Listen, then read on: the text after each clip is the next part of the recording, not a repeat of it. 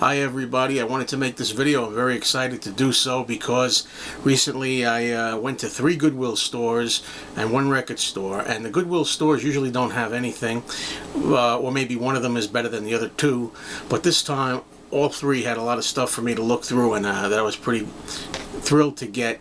And this is all vocalists today. Okay, this is all different vocalists, male and female. It's going to be quite an interesting assortment here, and I got kind of carried away because they were so cheap, $1 a piece.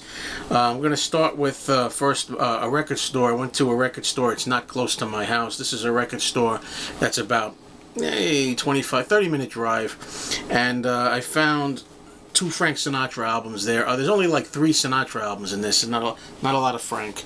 It's A Swingin' Affair, which I know I had this on a British copy from the UK, you know, but this is really a nice copy, mono American. I also got this for $4, Frank Sinatra the Movie Songs on EMI. This is a UK album. Okay, now we're going to go, that's the record store. Now we're going to go to Goodwill. Okay, I went to a Goodwill that's in the vicinity of that record store that I don't go to very frequently. They usually have fantastic records there, used records. I mean, of the 3 Goodwills I go to, that's the one where it's the best bet that you're going to find anything decent. But today they had a lot of the records gone in favor of Christmas stuff, because you got Christmas coming right around the corner, Christmas decorations and ornaments and things. This guy doesn't really fit into this, but I'm going to show it anyway. Don Rickles. Don Rickles Speaks. It's a comedy album. Found that there. At that first Goodwill, I got a sealed copy here of an album. It just seems to be called Frank Sinatra. This is sealed. This says it has there's like 10 songs on here that are from, I think, 1943. I think these are early performances on radio. The back cover says that he didn't really do these songs on his albums that everybody knows. Haven't had enough time to peruse it. Anyway, so that was there. Now we go over to the second Goodwill store. This Goodwill store gets new things in pretty regularly, and sometimes I can use 1 album, 2 albums if I'm lucky. I found some stuff here that was worth buying for 99 cents. These are all 99 cents Goodwill finds. Started with the Barbra Streisand album. Somebody told me in the comments that this is her first album. My girlfriend loves Barbra Streisand, and I've been picking up some albums for her, and you know, I like her voice, so I'm going to see how I like the records. Now, at this second Goodwill store, no, it's no exaggeration what I'm going to tell you. The collection that was left behind was by a Johnny Mathis fanatic. I have never in my life seen that many Johnny Mathis records in one place. I am not just giving you this number as an exaggeration when I say there had to be 100 Johnny Mathis albums. Some of them were reissues and some of them were originals. I like Johnny Mathis to a degree, and because they were 99 cents each, I wound up buying a bunch, but only the ones that were on the originals, the 2i or 6i Columbia, excuse me. This is one Johnny Mathis Love's Theme from Romeo and Juliet. Cover here left a lot to be desired. I later found the album with a better cover in another Goodwill that I passed up. But anyway, just to give you an idea, I bought this because it's in great shape and it's on the Columbia 2i. So any of the ones that were in great shape and on Columbia, I went ahead and picked them up. So that's the first one.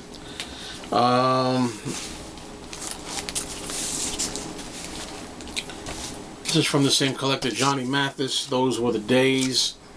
You could see some of these Johnny Mathis albums from his collection were in the old-fashioned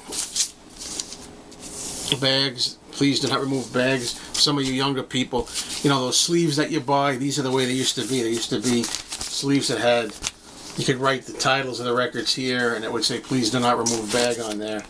I won't show every single label, but This is another one. This is, again, it was pretty minty, except for some hair and cat hair and dust. Pretty minty original Columbia 2i. So those are the ones I picked up from Johnny Mathis. Now, I don't know if these are in strict order. We may get to some more Mathis later. I don't know. I don't know why I picked this up. Mood Music by Paul Weston. I like the cover, and you know, I'm getting to that point where I don't mind nice smooth music in the background. This was on a really old Columbia label. I found two Columbias. One of them was a Columbia 6i for this album. I found two of them. But then I went and found this one, which was an even older Columbia label, as you can see. So I went ahead with, since this is like brand new, I chose this one because it's older. So, you know, this is stuff I'm going to sample. I've been playing a lot of stuff. Put it in the background, see what we get. And same thing along the lines for stuff like this. Christmas country style. Anytime I find an unusual Christmas album, I'll do it. This says a Happy Holiday, Slim Boyd and the Range Hands. So, a country Christmas. And this sounded like a lot of fun. Don't know what the hell these are, but for 99 cents I picked up two of them. This one is called Bawdy Songs and Backroom Ballads. This is volume 3. It just is really like, sounded like a lot of fun and silliness, and the record was in good shape. And I also saw this one for 99 cents. This is volume 6. Bawdy Western Songs, volume 6. I mean, don't know what to expect out of this, but it's sounds like something that's maybe crazy, nonsensical fun. So I went for it. This is an album that I might have had. Again, I think I might have had this. It's Johnny's Greatest Hits. Again, back to Johnny Mathis. I didn't have these in order. The reason that I picked this up was because, you guessed it, it was an original Columbia 2i in minty condition. The cover needs a cleaning. I might even have this minty already, but for $1 I didn't take a chance. I went and bought it. Okay, this is the Platters. I found this for $1 at the Goodwill. This is called Encores. The cover definitely left much to be desired here. Cover split. But the record is in good shape. And it's old. So when I see an old album, you know, that's salvageable and good shape and playable, I don't really get carried away, you know. 99 cents. Alright, last album from this Goodwill was this Judy Garland album called Judy, and turns out that the cover was a little messed up. Some split seam splits, and kind of dirty. But it would turn out that at the third Goodwill I found a better copy of this, and the record is in good shape. This is like a, I don't know, blue-green Capital label. Alright, so that's it for the second Goodwill. Now, after that, my girlfriend and I, we were about to go home, and third Goodwill is like 3 minutes from my house, right around the corner, and I said, but unfortunately, that's the Goodwill that never has anything. If you're not going to find anything, you're going to have a strikeout, it's going to be there. So I said, all right, let's go there. They never change their records. They never get new records. It's the same records. 10 times you go, it's the same assortment of records. But what the heck, we got lucky so far, let's go. Here's what I got at the last Goodwill. Okay, this is the stack that I got.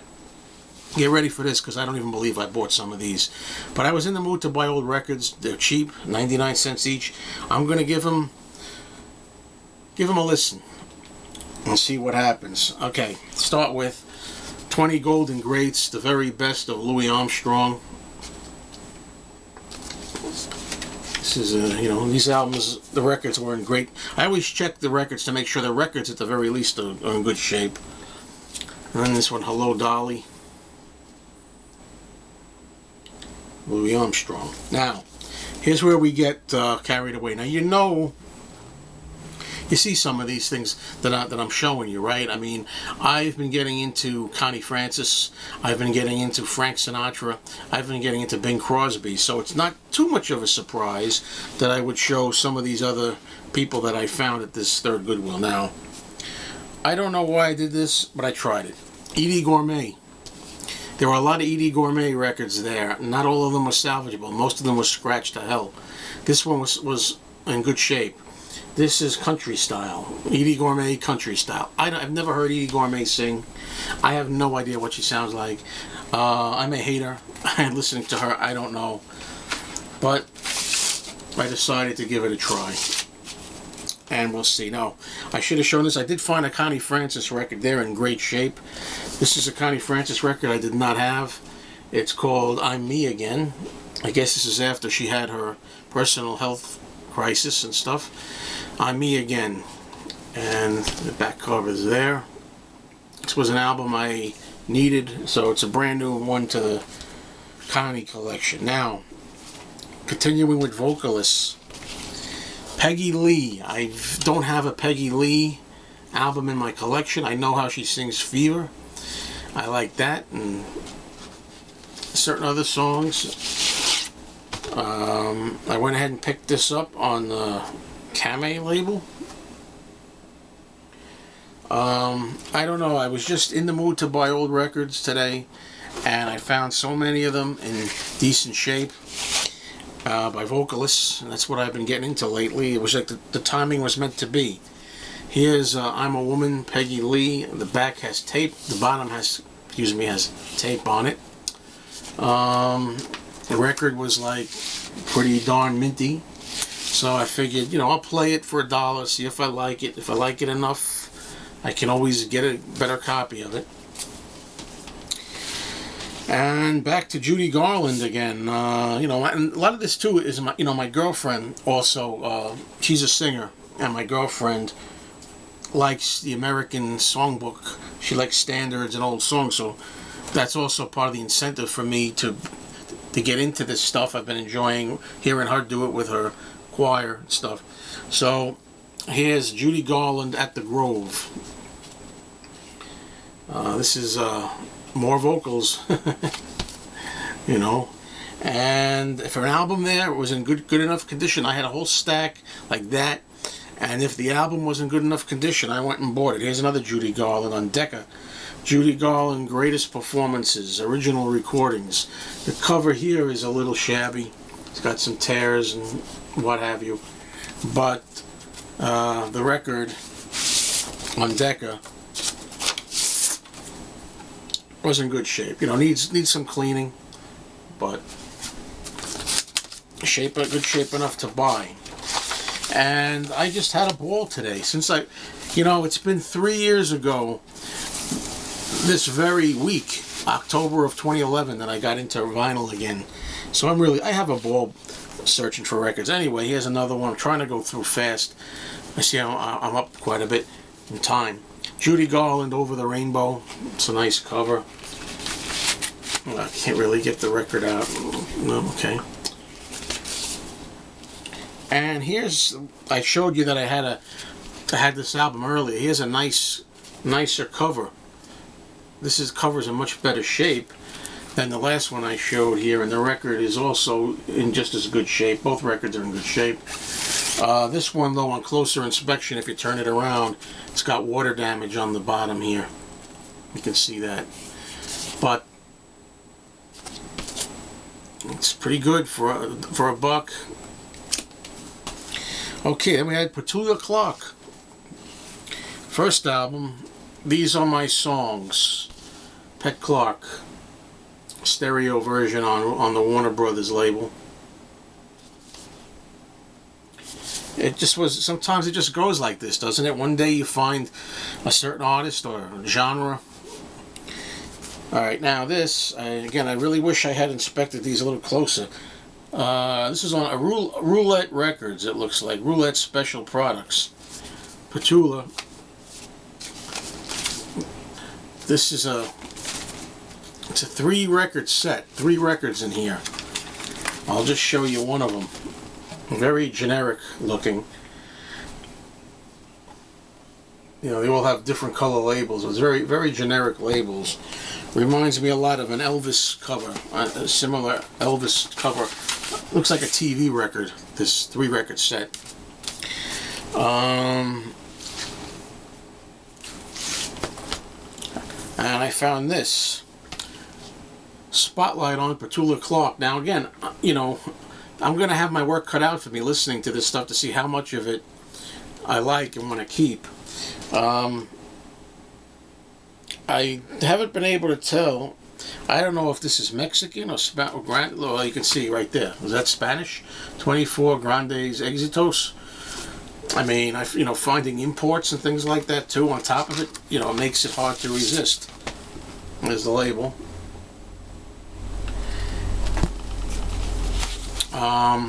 I figure that for the price I'll get some listening out of all these albums, and for the ones that I don't like I can trade them, or I can give them away, or maybe even in my record store will take them. Now, Brenda Lee. This looks like a very early album. Brenda Lee on Decca. These records covers need to be clean. That's another thing. I love sitting down and cleaning the record covers and putting them in this clear plastic sleeves. This one is in bad shape, you know.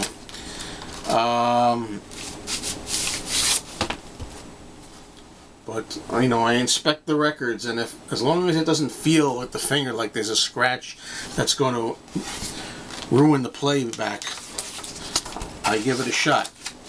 Now, the next artist that I picked up is a real shock to me. I can't believe I did this. Alright, let's cut right to the chase. Shirley Bassey. Now, there's a lot of Shirley Bassey records here, and I don't even know Shirley Bassey. The only thing I know is the song Goldfinger that she sings for the James Bond movie. And I like that song as a kind of a novelty or a fluke. I don't know if all her songs sound like that. Does she sing all her songs the way she sings Goldfinger? If she sings them all like that, I might not really be that enamored with her, because it's alright. It's a gatefold, by the way. It's alright a little bit, but I don't know if I want to hear a lot of songs like that. This is a double record set. It was brand new. You know, some of these records, I mean, this whole series that I'm going to show you now, Shirley Bassey records, this is a UA label, yellow label. These all look like they were never played, ever. They're all as brand new. So somebody was a big Shirley Bassey fan or collector. Here's one, Shirley Bassey, Something Else, great cover. Also a gatefold. Nice pictures.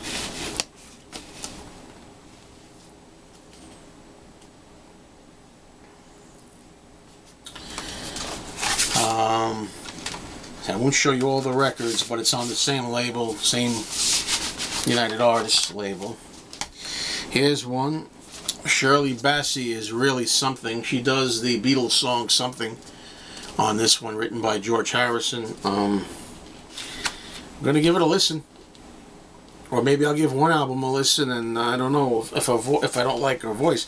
I don't know. I just got caught up in the moment. I'm looking to kind of rationalize it, and I really shouldn't. You know, you have fun. Here's a live album, Shirley Bassey in person. You know, I just was in the mood to get them. As I say, I know that if I don't need them, my record store will take them. Somebody will get them. Somebody who really likes them. So I'm going to give it a chance. Here's a UK album, England. Now the MFP label.